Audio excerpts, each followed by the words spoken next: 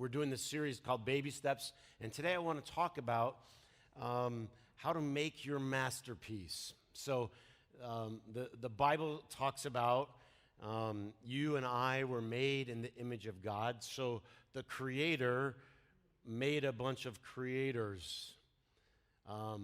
You are, in Ephesians, God's masterpiece. And so it's sort of inside to create, to make something. And I believe that God put you here to make something. And a lot of times we don't realize maybe what it is exactly that God put us here for. But I think you're here to make some kind of masterpiece. And so today I want to read from the very beginning. And in today's world, there's so many things that are changing and things are so different. And a lot of times, I think when there's a lot of change around us, we look for something maybe older, more stable, familiar to hold on to. Like if you grew up in church, maybe when someone sings an old hymn and you go like, oh, that feels like a warm blanket in some sense. So Genesis 1. In the beginning, right? God created the heavens and the earth. And then it says, and the earth was formless and empty. Let's say it together. It was what? Formless and empty. And darkness covered the deep, and the Spirit of God was hovering. So it's formless and empty. It was, in some places it says, waste and void. It was chaos.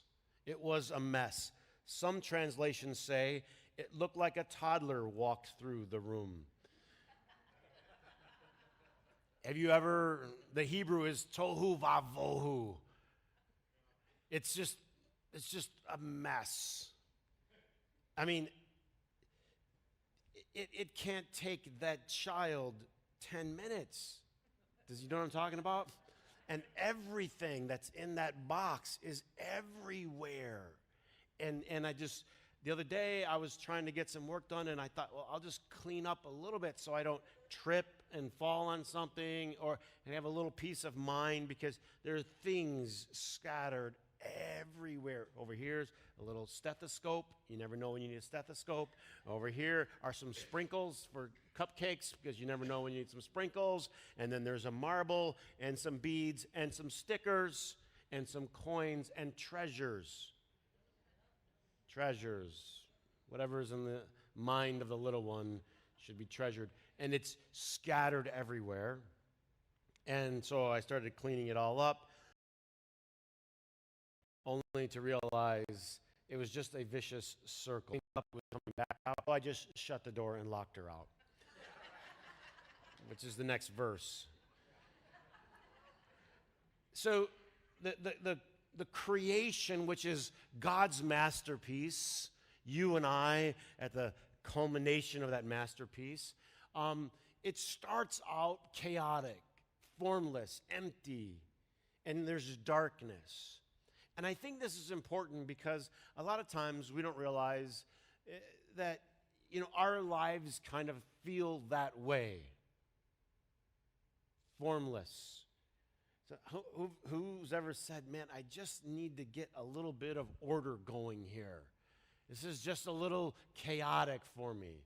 For a lot of people, having what we have now, this routine, lack of routine, has thrown people off. But we'd like to start with a sense of order. So here's how the masterpiece goes that God creates. First day, there is light, and he separates the light from the darkness. And it was evening and it was morning the first day. And then there is this expanse, and it separated the waters above from the waters below. So the sky and the water. It was evening, it was morning the second day. And then the land, as the waters are separated, let's separate the water here and the water there, and dry land appeared. And it was evening and morning, the third day. So the first 3 days of the creation story is separating.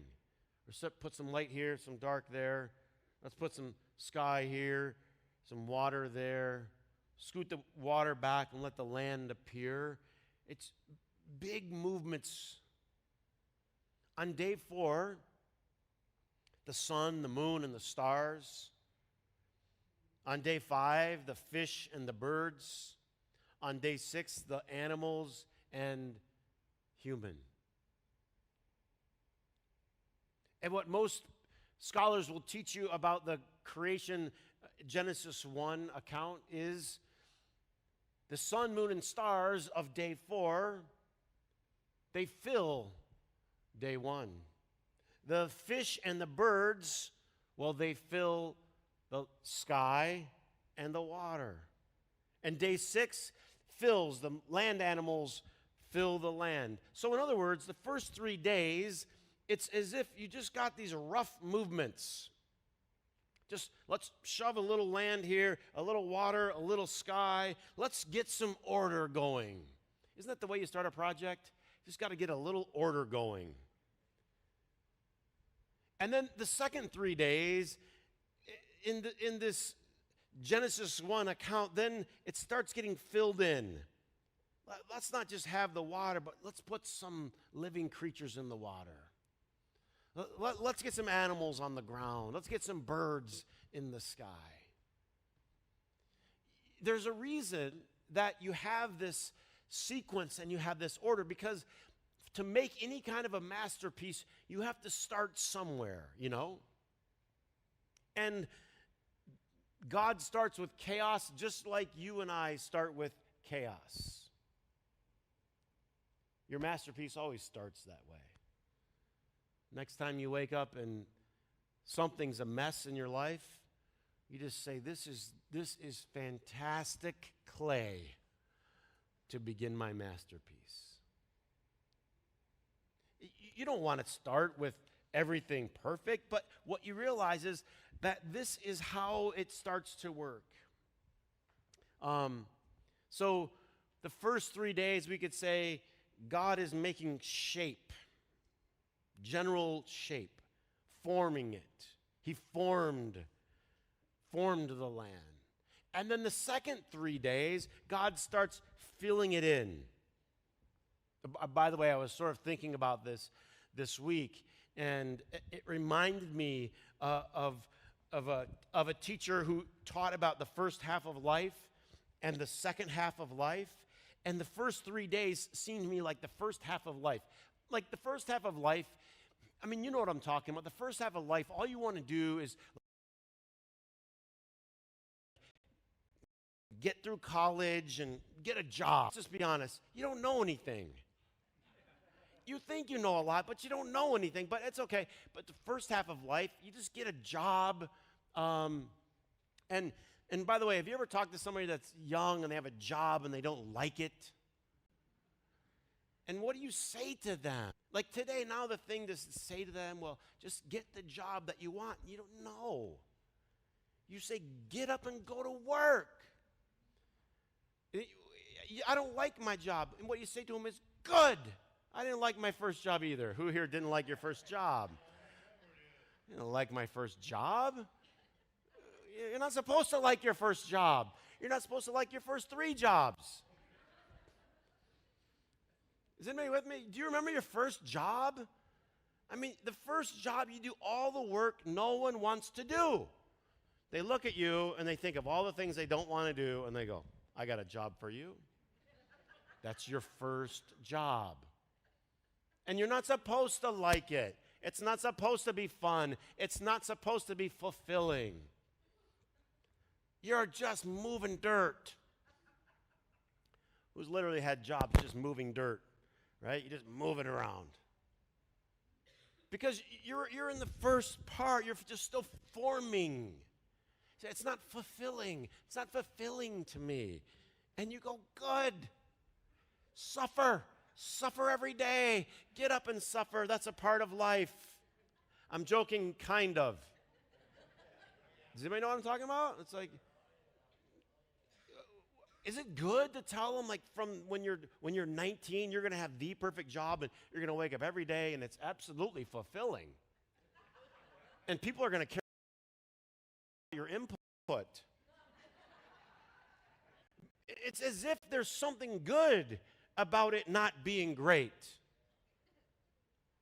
All right, so if you're, see, the thing is, like, if you're 45, you're getting what I'm laying down right now. If you're 25, you're Googling for another church right now, right? Like, because you're like, I know, because people will tell you that. They will tell you, oh, it's going to be perfect and wonderful and fulfilling. But here, first 3 days, just move this, and just shove the dirt over here, just scooch this over here, right? It's just grueling, but it's doing something for you. Who can look back over your life and say, yeah, I think I learned a couple of good lessons in the early days?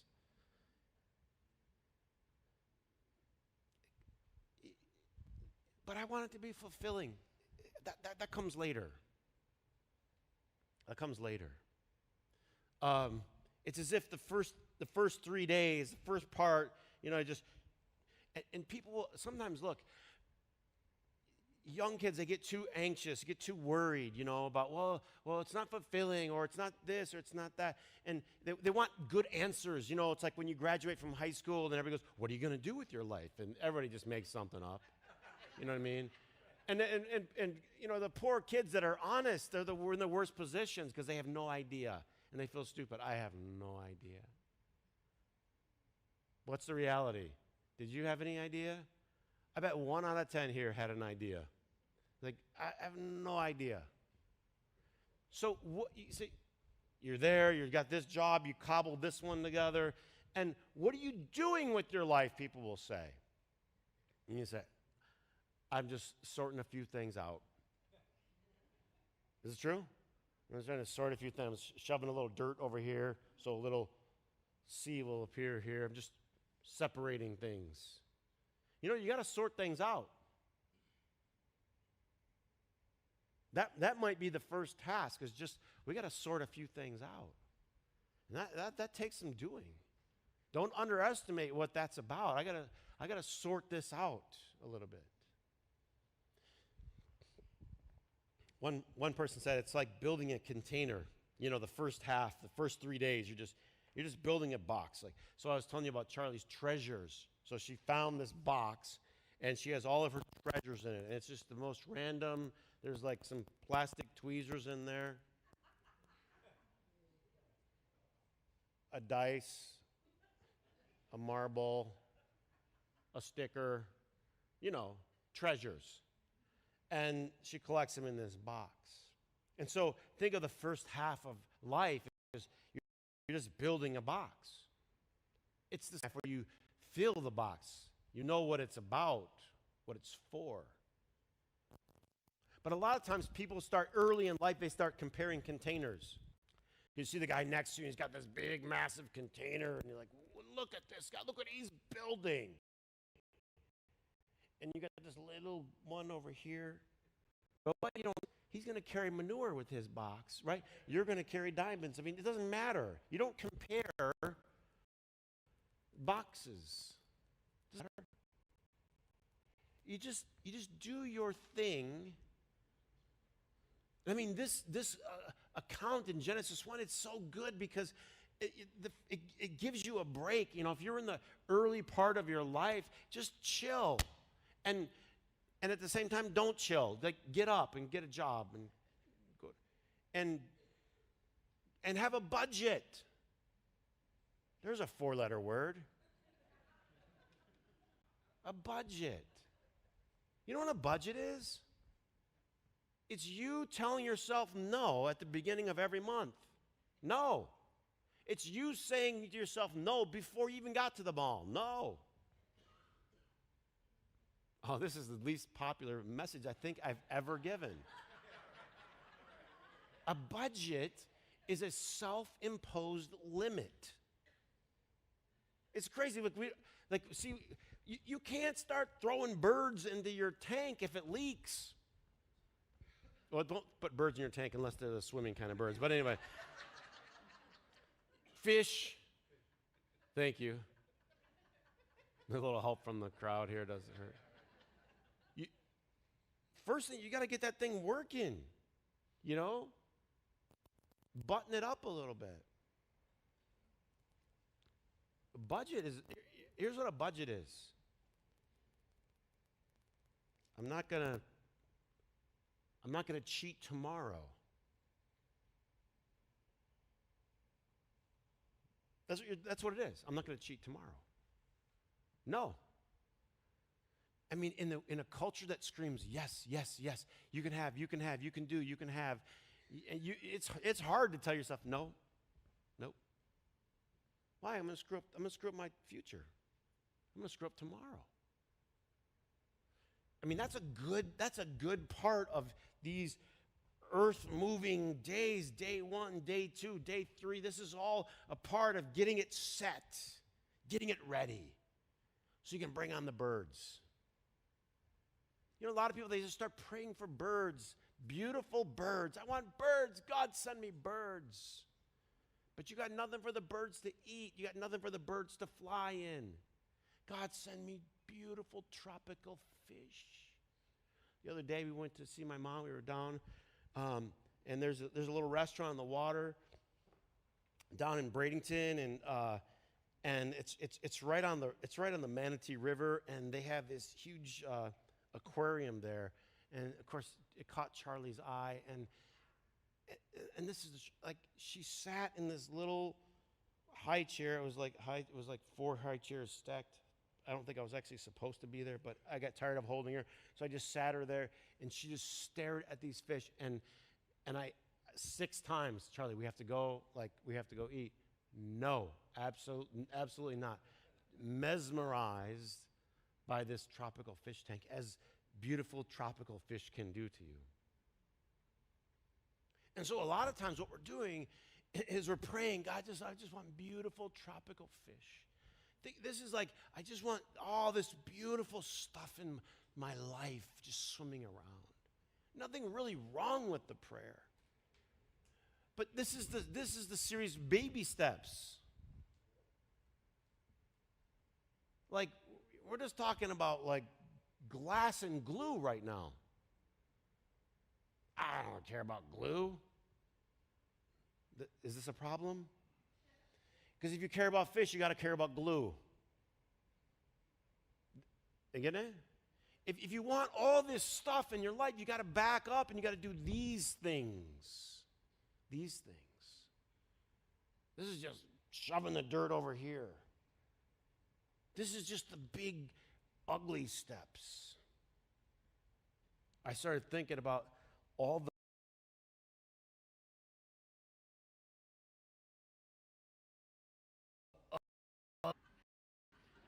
you really should.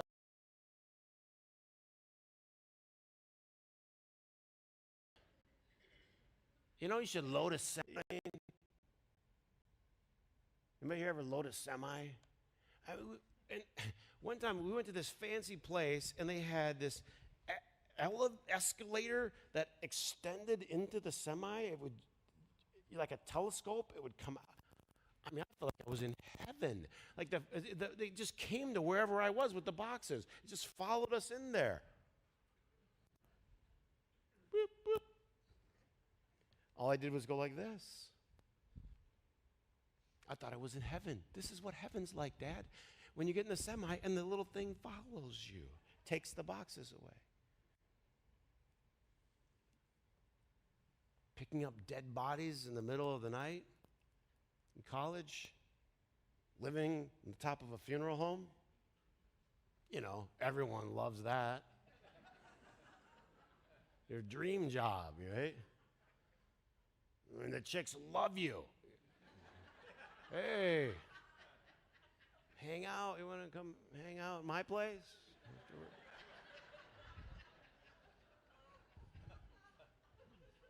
Think about it. Anybody have some dirty jobs in your life? And you say, but that's not good for you. Why isn't it good for you? Maybe it's great for you. Maybe the thing that we missed is that the masterpiece, had to start like just rough and crude. I was gonna twist Vicky's arm to come up here, but I decided, not to, because she doesn't prefer as much. But she's built houses for like 25 years, and so she built our house, and like the first stages, it's all just mud. It's just mud. And it's just a mess. And everybody wants to get to the pretty stuff. But that comes later. You got to do all the rough stuff, and you got to do the rough stuff right. Huh? Because if you start adding all the pretty stuff and the rough stuff isn't done right, guess what's going to happen? It's going to crack and crumble and fall apart. First part is, the baby steps.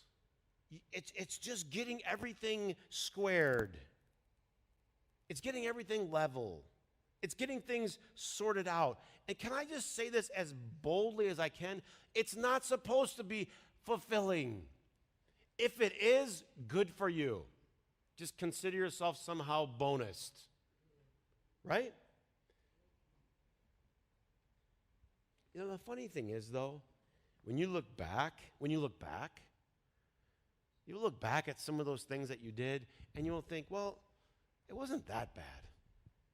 Who can say that now, too? It's like, I didn't love it at the time, but there's a certain charm to picking up a corpse in the middle of the night, and there's just things that you don't realize at the time, but it was okay. But deeper than that, you realize it did something for you. I think a generation coming up that's told, just go buy expensive fish for your aquarium. And they aren't taught about glass and glue. And they wonder, it keeps leaking, and the things they have keep dying. In other words, it's not fulfilling. I think sometimes it's because we just got to back up a couple of steps, You see, this was all about limits. He separated. He put a limit. The water can go here, and it can't go here. And then the sky limits the water, and it limits the water. It was all about setting these limits. We need limits. Oh, we need them. It's like, no, you can do it. Well, that's not exactly true. You can do that. We need to stop here. You need a limit. Because when you have a limit, then you can start to have a form. That's what a form is. It's just, if you just pour something out here and there's no limits, it just goes and it just goes away. So a limit starts to make something of you. Right? A form. Limits, like speaking of limits and dirty jobs, I worked in my dad's plastic injection molding process. It's a limit. You can't go any further. Because God's molding you. That's the only way you can be something, is if you have limits. And that's okay. Limits are good for us. I started researching some of the great masterpiece paintings. Mona Lisa took 4 years, to paint a lady's face, 4 years. It's going to take some time to make your masterpiece. And the thing that I would like to say is, it's okay. Probably the person that I think of the most in my life would have been my grandpa. He was the master at baby steps. He was the master at just doing one thing. In the war, he was recruited and became a tailor. I mean, I didn't even think like, when you think of a person in the military, you don't think of a tailor, but I guess you need a tailor. Someone's got to do that job. And I think, well, what a terrible, boring job. And it's just like stitch, stitch, stitch. And I think what it did for my grandpa, he had this incredible, resilient, and I'll use this old-fashioned word, diligence. Proverbs, I think 21:5, it says, the plans of the diligent bring wealth. What is diligence? Just one stitch, another stitch, another stitch. Which is why my grandpa could see any kind of project through. Haste, he said, or in Proverbs it says, leads to poverty. Haste, getting in a hurry. Anybody ever get in too much of a hurry? Make a mess of something? Don't you think there's a reason when something's on sale that they need you to buy it right now? Why? Because if you think about it, you might not do it. So you get in those rooms and like, oh, and I'm sorry if I'm jonesing on your thing here, but if you leave, I'm sorry, I'm not going to be able to offer this to you because they don't want you to think. Remember when Jesus talked about following him, and he said, it's like when you build a house or something, he says, you got to sit down and count the cost. Why is sitting important? So you can think. Sit down. I better count this cost. I better calculate a little bit here before I go. Do you remember Moses when he gets his calling? I mean, Moses, what a masterpiece, pulling all those people out of Egypt. Didn't think he was qualified, didn't think he was worthy. But when he's standing in front of the burning bush, the voice says to him, take off your shoes, your sandals, take them off. This might be the most important thing. Take them off. You get to sit down and,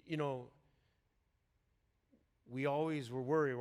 People are always comparing someone else. And I can't take mine off. I got to keep moving. These guys are doing this. These guys are doing that. No.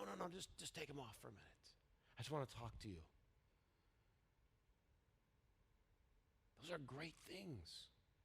I mean, that's what you guys are doing here. I don't know if you know that. The bush is burning like, here I am, right? You're staring, what in the world's that? But, right, your shoes are off. Something's happening in your soul. You're rethinking. You're recalibrating. That's a good thing. If you have chaos, you have clay.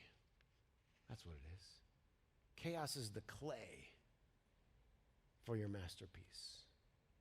So you just take it and you shape it.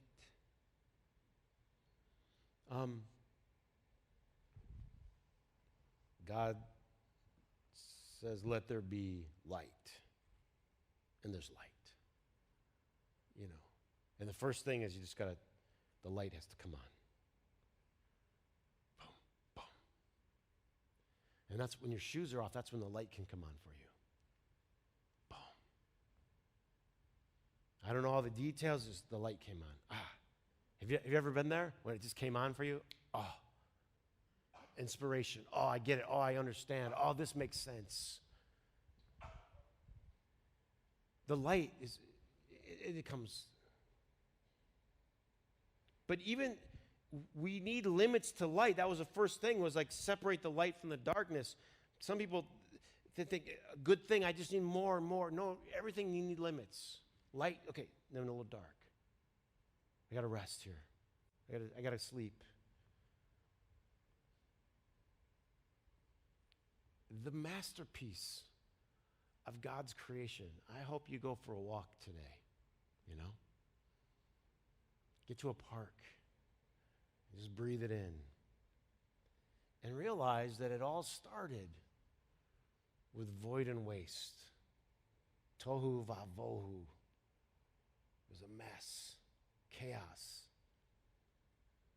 And think about whatever in your life is chaos or a mess, and just know, just take the first step. Just start sorting it out. You remember a few weeks ago the Katinas came to sing? And so, I don't know, I was busy that week. I had to do a funeral. So all the guys, they were sleeping at the house. And I just said, you guys, I'll be back. I got to do a funeral. And I didn't know it, but Sam woke up. Sam plays the keys. He woke up and he went out to my garage.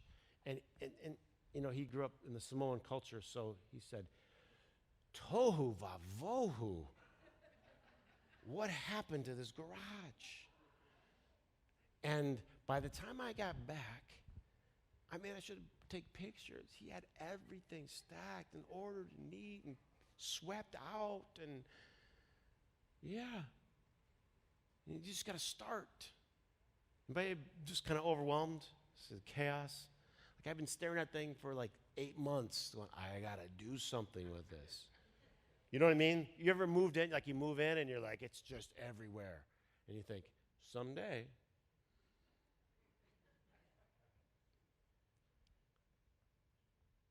It's okay. Just take the first step. Put this stuff over here, and then we'll put this stuff over there. And don't worry, because guess what? You're just building that container. And then the birds are going to come. Yeah? FaceTime my mom the other day. Charlie, look, there's a blue jay. She's been working on that garden, getting all the right bushes and all the right trees to attract all the right birds. And sure enough, every morning that blue jay comes and sits right there in front of the porch. The birds will come. The beauty will come. The fulfillment, the meaning will come. It'll come when you're ready. When you've put all these other things in place.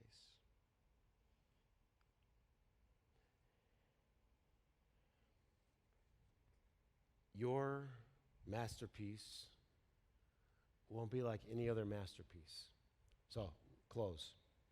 So I just Googled, the greatest paintings in history or whatever, and the order that it gave me, not that there's any particular, but it was the Mona Lisa, and then I think it was Van Gogh's Starry Night, and